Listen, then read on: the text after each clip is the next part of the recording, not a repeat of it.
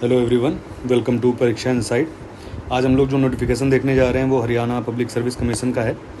तो इसमें हरियाणा ने पीजीटी की पोस्ट के लिए एक वैकेंसी निकाली है जिसमें 2424 पोस्टों की बात की गई है अलग अलग सब्जेक्ट के लिए। तो हम आज देखेंगे कि क्या आपको करना है और इसमें बहुत ही सावधानी पूर्वक इस फॉर्म को भरने की बात है, क्योंकि इस फॉर्म को फिलअप करने की लास्ट डेट 14 है।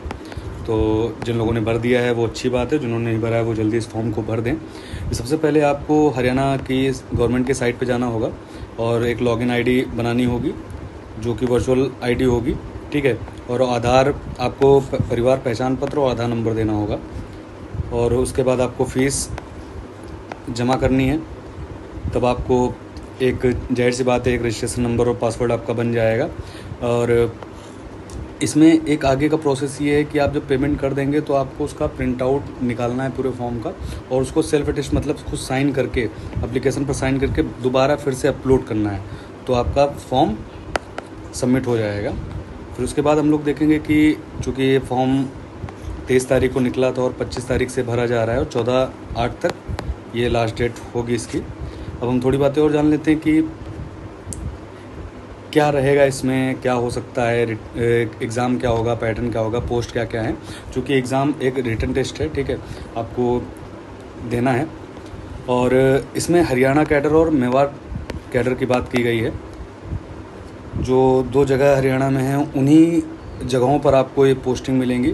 तो सबसे ज़्यादा जो पोस्ट हैं आप देख रहे होंगे कि हरियाणा कैडर में ही सबसे ज़्यादा पोस्टें हैं, ठीक है। और सब्जेक्ट वाइज आप इसमें मैंने कुछ हाईलाइट कर रखा है जो आप देख सकते हैं कि पॉलिटिकल साइंस के 283 पोस्ट हैं। और सबसे ज़्यादा मुझे लग रहा है कि मैथमेटिक्स में हरियाणा कैडर में जो 414 पोस्ट की बात कही गई है। और इसके साथ ही हम लोग ये देख सकते हैं कि अच्छा, इसमें एक बहुत अच्छी चीज़ है, जब आप फॉर्म भर रहे होंगे तो आपको हरियाणा कैडर और मेवाड़ कैडर किसी एक में से प्रेफरेंस ज़रूर चुनना है। अगर आप नहीं चुनेंगे तो फिर फॉर्म जो है रिजेक्ट कर दिया जाएगा। तो अगर मान लो किसी में दोनों हरियाणा कैडर और मेवाड़ दोनों दिया हुआ है तो आपको उसमें से चूज़ करना है, नहीं तो आपका फॉर्म रिजेक्ट हो जाएगा। और एसेंशियल क्वालिफ़िकेशन में अगर हम लोग देखेंगे तो इसमें क्या कहा है कि मैट्रिक मतलब 10th में आपके पास हिंदी या संस्कृत होना चाहिए, या तो 10+2 MA BA में हिंदी एक सब्जेक्ट होना ही चाहिए। दूसरी एलिजिबिलिटी क्राइटेरिया है कि आपको स्टेट या स्टेट पास होना चाहिए।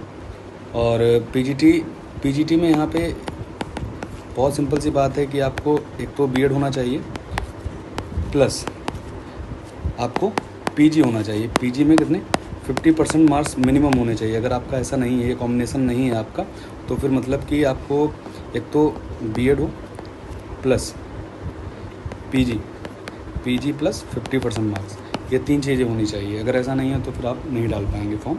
और आप देखेंगे कि सब में ही लगभग 50% की बात कही गई है और बीएड की बात की गई है, ठीक है। इसके आगे हम लोग ये देख सकते हैं कि क्या है पैटर्न, क्या होगा एग्ज़ाम का पैटर्न, क्या होगा। स्क्रीनिंग टेस्ट की बात की गई है जिसमें स्क्रीनिंग टेस्ट में 100 क्वेश्चन आएंगे, सब्जेक्ट वाइज होगा और 2 घंटे का आपको टाइम मिलेगा जिसमें 100 नंबर दिए जाएंगे। अच्छा, इसमें ये बहुत ज़रूरी है कि कैसे पैटर्न, एग्ज़ाम का पैटर्न है क्या। तो इन्होंने कहा है कि एक क्वेश्चन के लिए 5 ऑप्शन होंगे। अगर आप ABCD सिलेक्ट करते हैं तो ठीक है, अगर आपको वो क्वेश्चन अटैम्प्ट ही नहीं करना है तो आपको ई सर्कल डार्क करना पड़ेगा। अगर आप कोई भी सर्कल डार्क नहीं करते हैं तो माइनस मार्किंग हो जाएगी 1/4.25। मतलब अगर आपने कोई भी ऑप्शन नहीं किया, मतलब आपको अगर छोड़ना भी है तो आपको ई डार्क करना ही पड़ेगा, तभी आप बच पाएंगे, नहीं तो 1/4 मार्क्स माइनस कर दिए जाएंगे। और 10% क्वेश्चन शैल बी डिस्क्वालीफाइड। अगर आपने